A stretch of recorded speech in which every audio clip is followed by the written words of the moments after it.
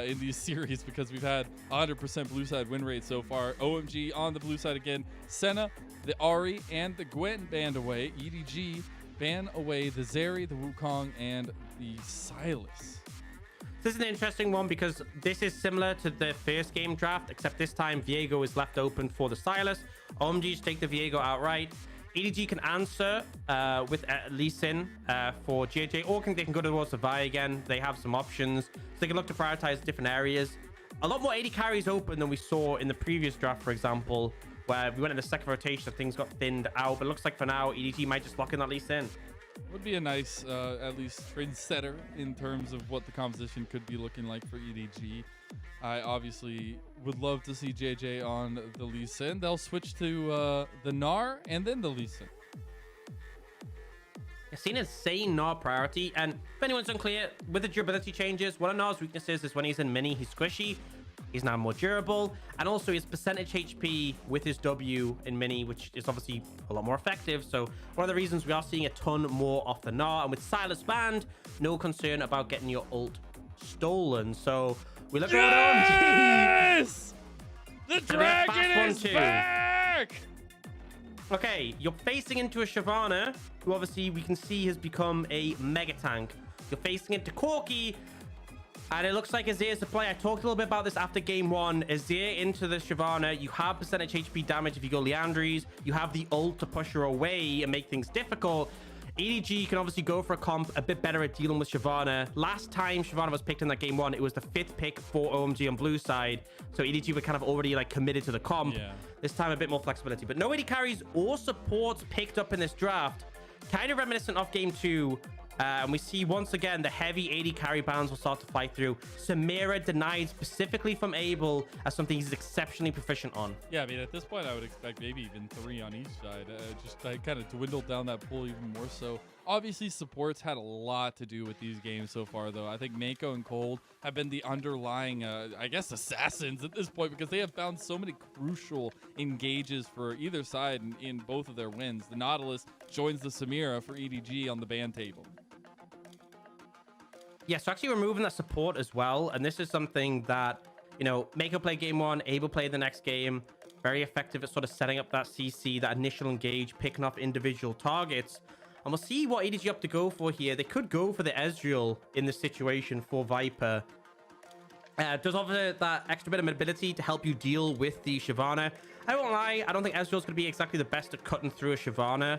But if you're able to kite her, that can be the more important factor, and you can allow your team to get a position to respond. That's the biggest thing, right? Because I think if you have the kiting factor and you're able to just like kite Shanji away from the fight even and just buy time, you feel confident for EDG that you can handle the rest of the fight. Yeah, you just don't want to get run down. And here's where there's a bit of an issue, because Ezreal would have been great for OMG. Abel's comfortable on it. It would have fit well with a comp. Now they're looking between Trist and Kai'Sa, neither of which are really exceptional, I feel. They're good into Ezreal, don't get me wrong. Okay, I'll run this back a little bit. They're good into Ezreal, but you don't have support matchup counter pick. So depending on what Cold picks here, we could see Mako go with something that's able to mitigate whatever Cold picks. So we'll see what ends up coming out. If you go something too passive, then Mako can pick something to outscale. If you go something aggressive, he can pick something defensive. The one thing is they don't have Lissandra anymore, so they actually go for a Yuumi. So this is the thing, is that like if you pick like Leona, they will take Braum in return. You pick the Yuumi, so you pick the super scaling pick, not expecting pressure. But the problem is, Mako will just take Karma. Karma doesn't necessarily outscale the Yuumi, but this is a hard lane to play, right? Because they will just focus poke onto the Tristana. You know, the extra combat summoners that Yuumi offers doesn't really come into it when you're just getting poked out of lane.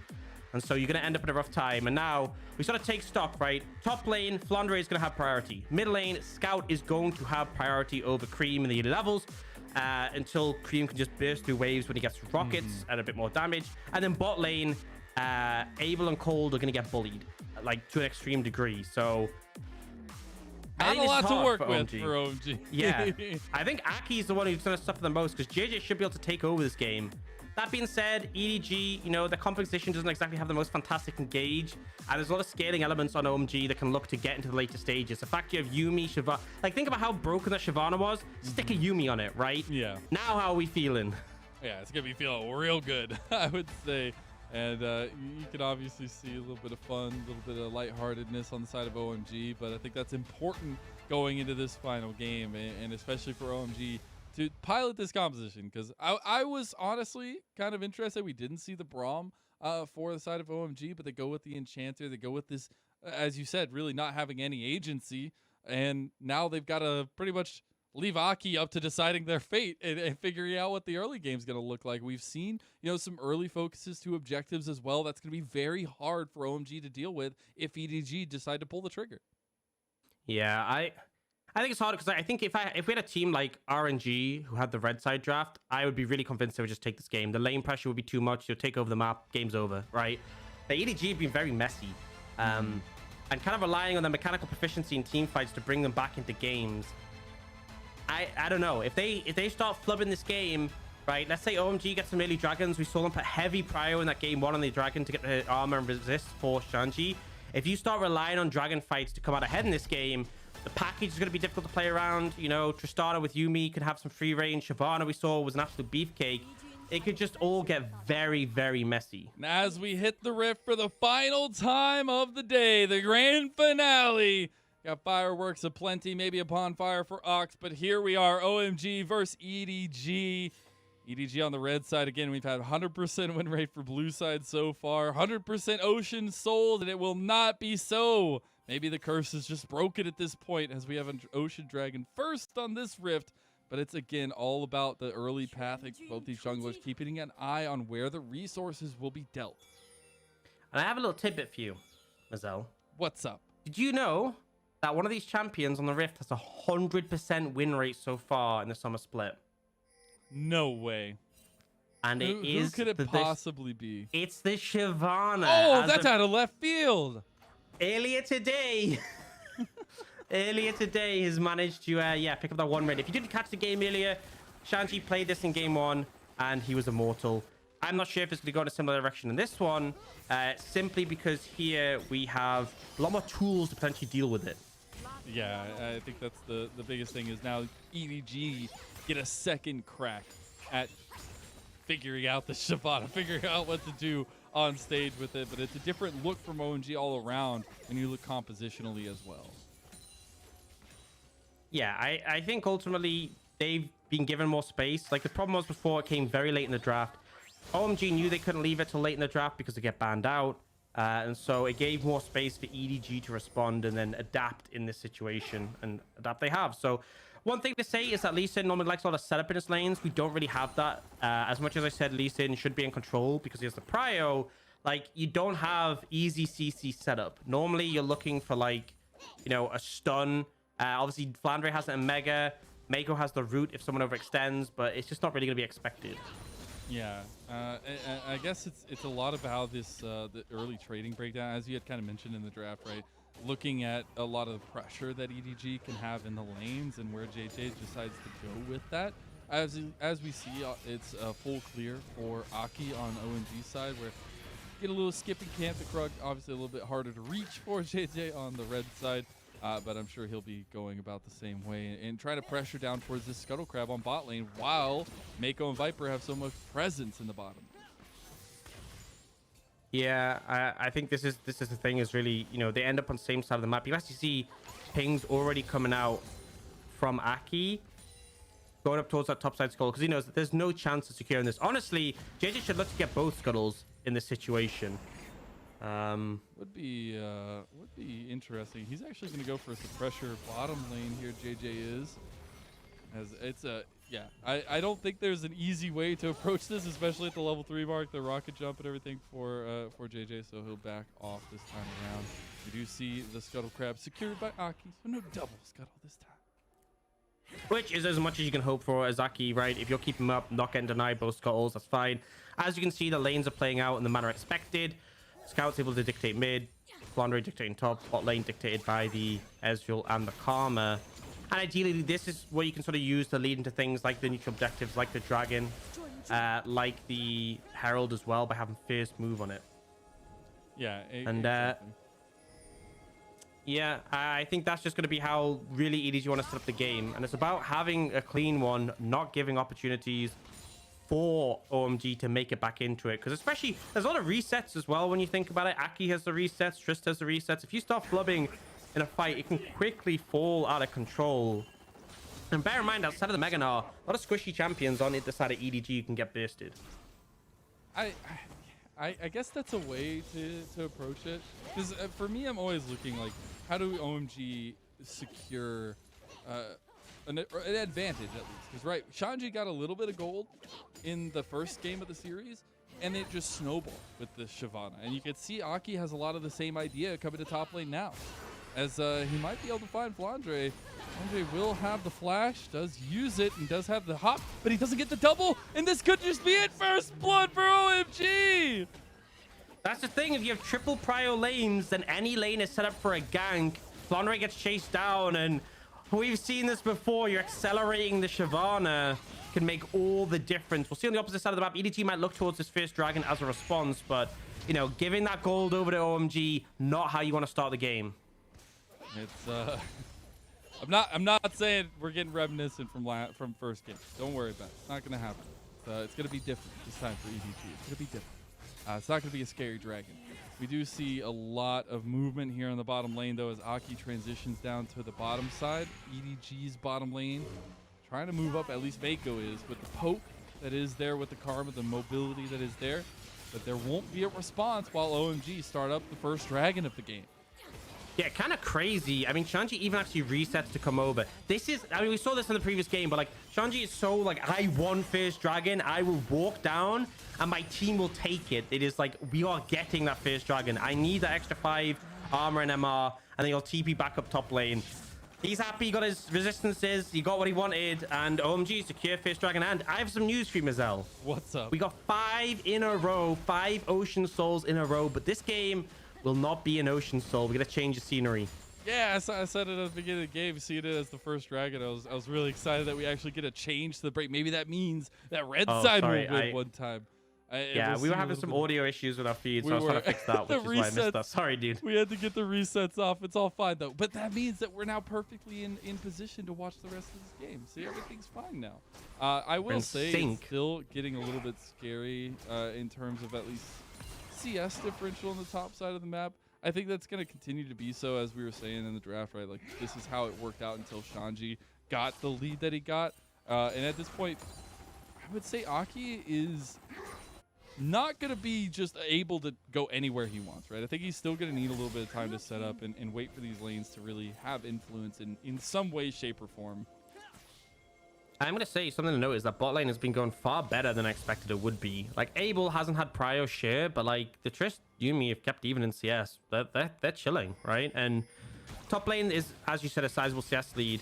But when Shanji gets like Bami Cinder, which is very cheap, starts completing like his mythic item, it just means that he can obliterate waves quite quickly. And Flandre can't just freely step up to him in case he risks getting engaged on. And that's kind of the point. Like, already you can see how quickly he kind of burns through the waves, but add the Bami Cinder and they will just, it's like one combo, boom, whole wave's gone. And you shouldn't be denied any CS, really. Look at this aggression, though. I thought JJ might be looking for a little bit more, as Scout was on his way as well, but it'll be quick movements from OMG's mid and top to get in position, as Rift Herald is on the table for EDG. Yeah, I think EDG need to be getting this. I think if they don't get this, it's pretty devastating. But OMG, like, you can give this over. Look at your bot lane. You have Tristan or Yumi pushing up to the tower. Dragon's Descent is available. You don't need to die for this. Meganar is almost up for Flandre. Yeah, I would say they're just posturing for a little bit of pressure. Make sure, you know, EDG can't just... I think the pivotal thing with that play is making sure that EDG have to move the bot lane up. They have to move the bot lane up. If Viper starts to move down as soon as he knows it's a sure thing and he sees Abel. Oh. I can't see what's going on the screen right now, so I'm going to try to reset my feed so I can hopefully find that out. Mazel, I think you lagged out a bit. Okay, I don't know if Mazel can hear me. I'm just going to keep talking. I just can't see what's happening in the game right now. I am now reloaded in, though, and I see that Abel is trying to set up a little bit of something. Yeah, I think you lagged out because you lagged out on Discord as well. Like, you just cut off. Hooray for remote broadcasting! Yeah, they are looking for an opportunity here. It's all the fireworks. Speaking of fireworks, we got the satchel charge. Oh, there's at least a little bit of damage onto Abel returned. A big true shot barrage back, but Aki was just a tiny bit late.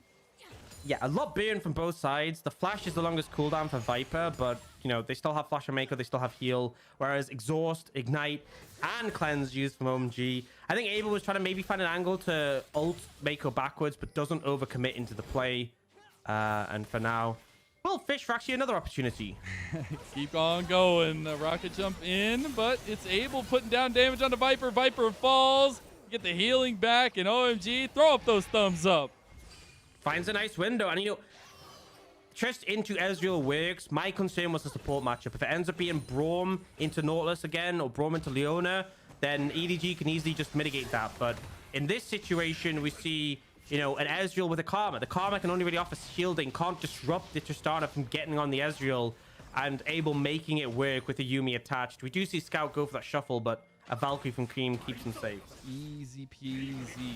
It's going to be a big ult to use. It'll be about a quarter way done with cooldown now, though, so not too shabby. JJ shows in mid lane as Mako also on a roam. They'll go ahead and pop the Rift Herald in mid lane, though. So that'll be a couple plates for Scout and some more scaling for the Azir.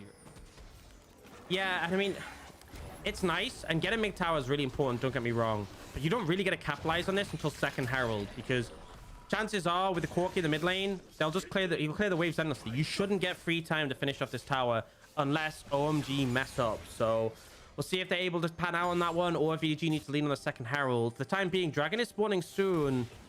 We'll see if either team opts to heavily invest into it. You can see JJ is fishing around for an opportunity. And obviously, you'd love to be able to secure the second Dragon and try and deny the soul stacking from OMG. They're here in response, though, as they'll be clearing out some of the vision behind the pit. And JJ pulls the Dragon out, at least, as Scout's on his way here. They're also pulling Flandre here. OMG will be taking a lot of the forefront damage of the Dragon until it gets the reset up, but they're just buying time until the entire team of EDG can show up here for the Dragon fight. Yeah, looks like, you know, we knew the prior from Dragons We're becoming getting a 5v5. Shavana. We're getting a 5v5 already. Package is there for Cream, though. That's the big factor. It is huge. As Flandre, speaking of huge, about to get Megan, our package comes across. Dragon goes to OMG. Final chapter connects onto JJ. He goes over the wall. That's huge, though. They get away. You'll take that over giving lives and just the Dragon. Yeah, I mean, OMG got the Dragon. They got what they wanted and they get out. And now it's going to be a Cloud Soul, which I think OMG is probably, EDG is probably happiest with that. If it was Hextech on Mountain, you'd be really concerned. Mountain on the side of OMG would be pretty big. I think Hextech would probably be the worst, like the slow effect. Like you saw Shanji just running down the enemy team, Corki rockets as well. I think if Hextech Soul would just end it. The movement speed is still nice for OMG, don't get me wrong, it's solid. Yeah. But it definitely could have been worse. But OMG, 2 Dragons in pocket. Extra resist for Shanji, and we already know what an absolute beefcake Shavana can become. I just can't believe we actually got that start. 5v5 setup. Like, I mean, I understand, like, we've set up some of the points that, like, it is really important, but man, we just got a full-on 5v5. And this is the problem, right? Is because the package, right, makes this very hard to contest, but you've now missed out on the first 2 Dragons. And Corki is weakest in, like, the early game, right? Like, look at his items. He's got, you know, just a grab bag of stuff. But it's going to get to the point where Corki's really strong, and Corki's going to sync up package with every single Dragon. You are now 2 Dragons down, and you know that you're going to have to face into a package every single one from here on out. It's going to be difficult. You're going to have a hard time contesting. So this soul could happen sooner rather than later, and EDG have to work on a solution. The fact they had Prio in all 3 lanes, you have a 20 CS discrepancy mid in favor of OMG. Oh, again, Cream gets out this time, having to utilize the flash. But it's a flash to flash. OMG are fine with that one. And it just feels like top's advantage is negligible, not really that much of an issue. Mid is actually behind for EDG. Bot is down because of the kill. Like, EDG are down. They're behind in a game where they had triple prio lanes and needed to make something happen. They just couldn't find it. And I feel like this game is going to get rougher and rougher from here on out as a result.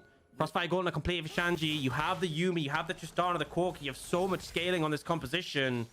We also saw the first iteration of the Yuumi on the Shavana with the Dragon's Descent and the final chapter. I mean, it was just a little like foreshadowing to what we'll see, but it is a terrifying fact for EDG to face.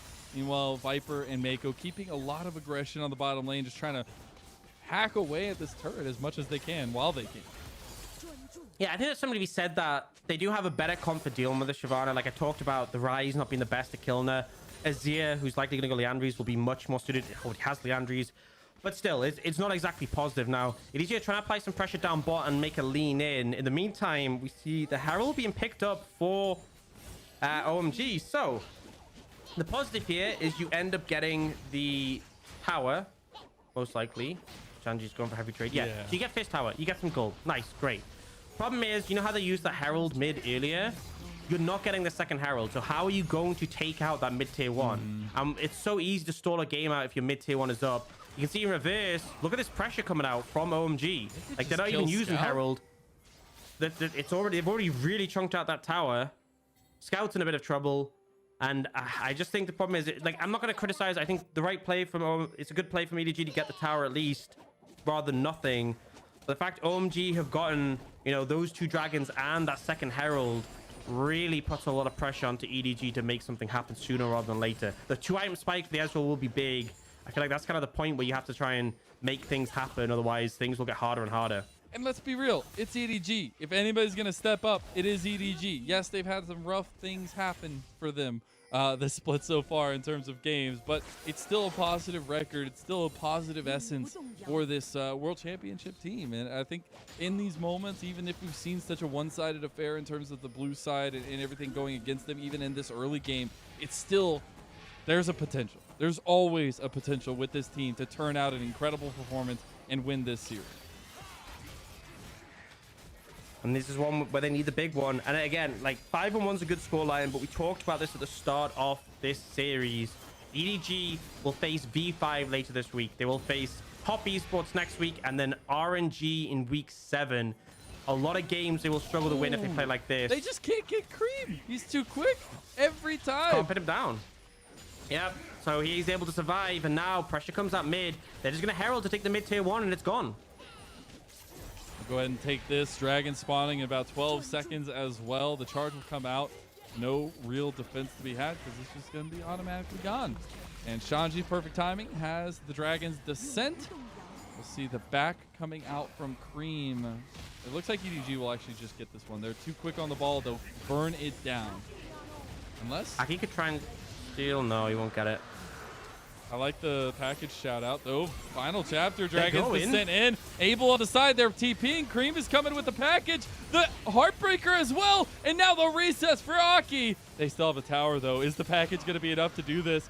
You still have a lot of time on the Dragon's Descent, but they'll back away. The timing just a little bit off for OMG. I think we just got a taste there, Mazel. A taste of what this dragon can do.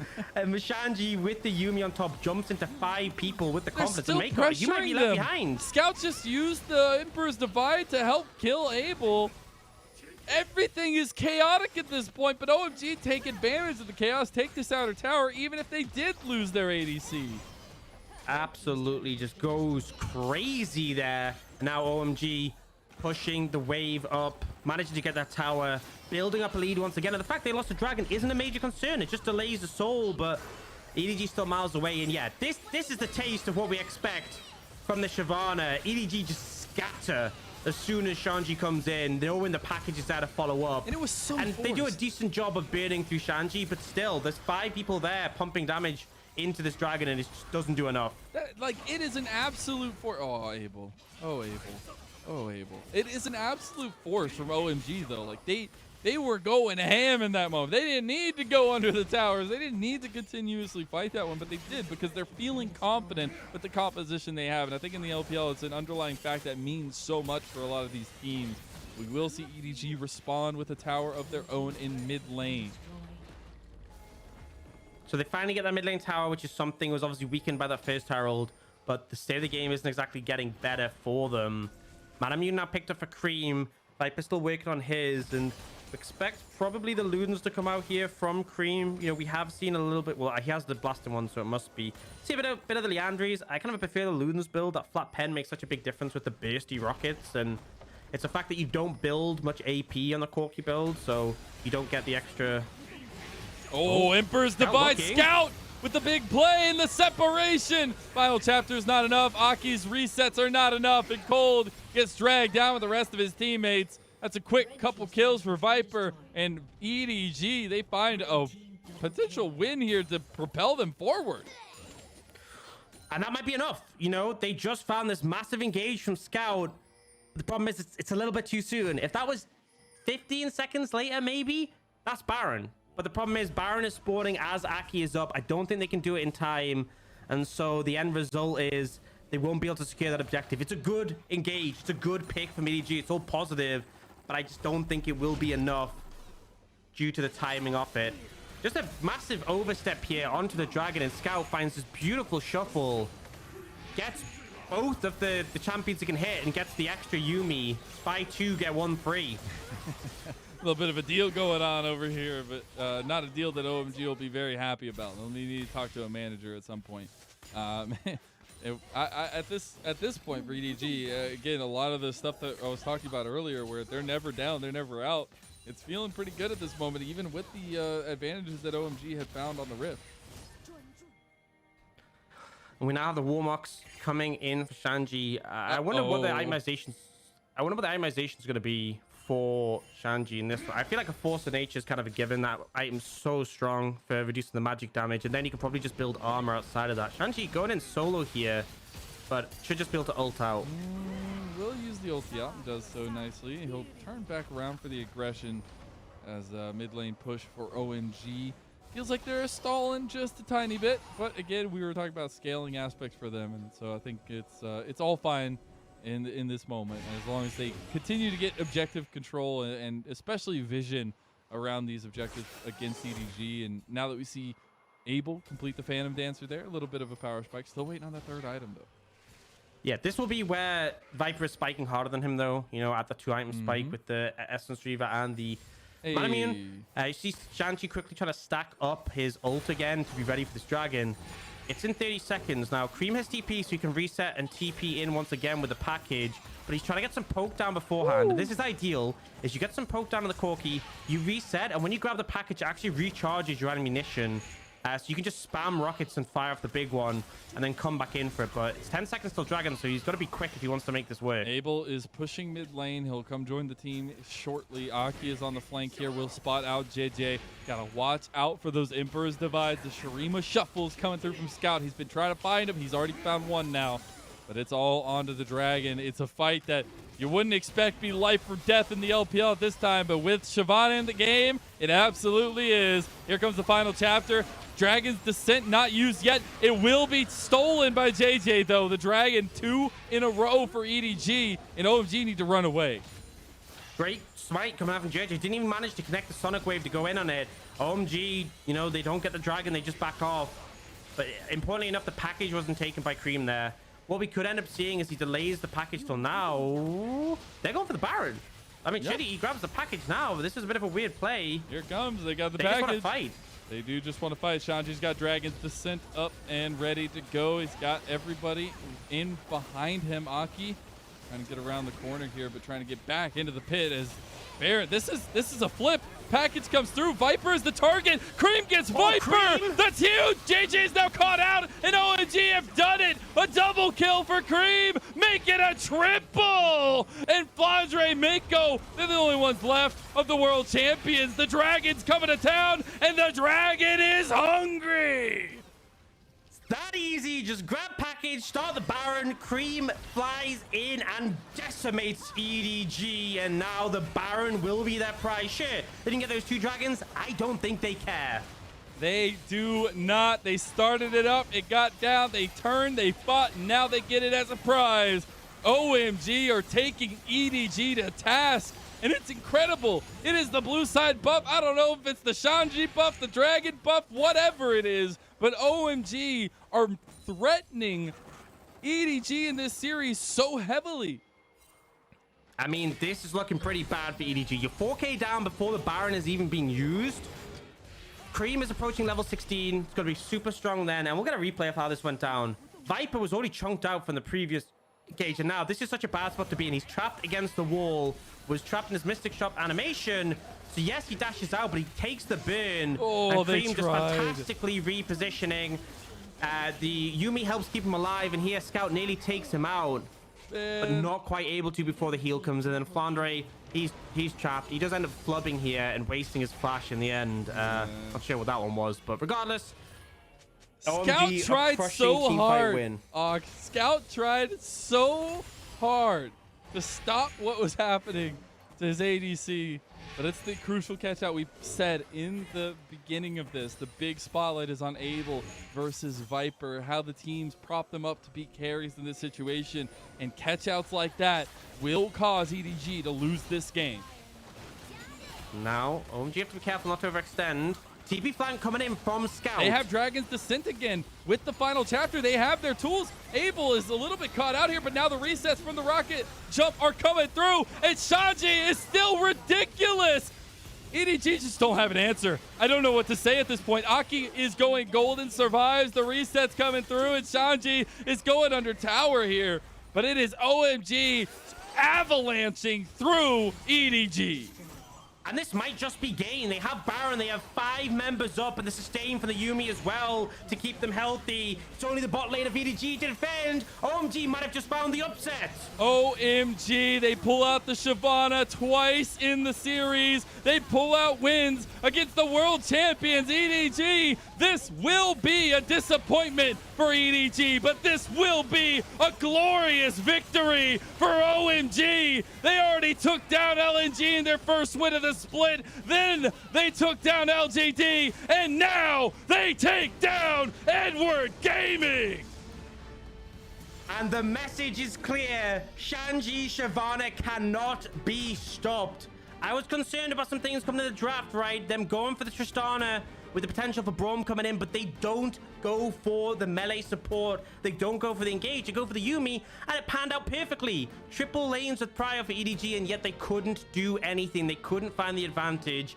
And OMG come out with a convincing win. Viper is devastated, and that is right. That is rightful for this situation, because EDG should not have lost this series, and they do so off the back of some incredible play from OMG. I cannot upstage the fact that they just took it to EDG in a way that I feel like EDG hasn't been tested like that so far.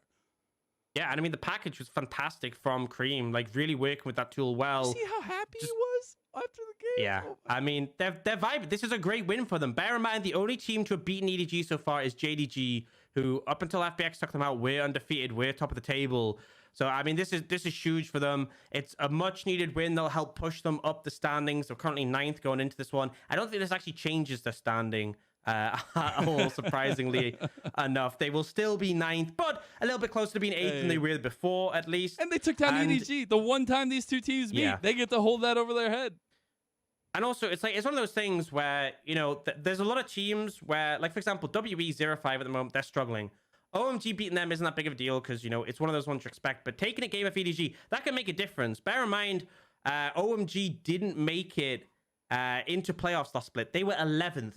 They were the highest placed team not to make it in playoffs. So it could have been wins like this. Getting over against EDG can be the sort of thing that can push you into playoffs this time round. So massive for them. Well deserved. And I think, you know, game 1, very convincing from them. Game 2 was a mess that EDG managed to pull ahead on. And then game 3, it just felt like EDG never got any momentum. And with that composition, they needed it. They absolutely did. But the momentum was all in favor of OMG. I love that we saw Shanji whip out the Shyvana again 2 more times. Both times OMG knew Abel will be a late game carry, but how do we get them there? It's through this massive dragon in the top lane who can start fights at any pull of the trigger he wants, pretty much. The Dragon's Descent was almost constantly up, even if the other ultis were still down, and it was incredible the way that he piloted this champion, because it made EDG force their hands so many times. He was just walking into them. That is incredible. It's just like, it's like chilling. Oh, bit of a lead. Nah, never mind. The boom. Bye-bye. Game over. Yeah. It's the fireworks. It's the grand finale. Look, it's really high in the sky. You got all the brights and explosions. The fire. I guess it was ice because he was wearing the ice skin of Shyvana. You know? I mean, Cream, I feel, was the one responsible for the fireworks display in that game. But yeah, EDG very rough for them. But OMG, this is such a positive, and you know, I think they can take this forwards. Next series against WE, that should be a win for OMG. They do have some trickier ones further down the line, but this is a good bit of momentum for them. I will say, I understand, like I pointed out the whole disparaging fact that Viper is pretty upset about it, but that for me, watching a competitor, that means a lot to me, right? Like seeing a player be upset, especially the caliber of Viper, he's going to come back 10 times stronger, right? You're going to have to watch out. He will remember this performance and be like, yo, this cannot happen again. And I think that's super important when you're thinking about the competitor's mindset, especially in the LPL. Like, this win is huge for OMG, but it's also a big lesson for EDG. Yeah, I mean, I feel like it is. I feel like there's a lot of takeaways from this. You know, there's definitely some things they could fix.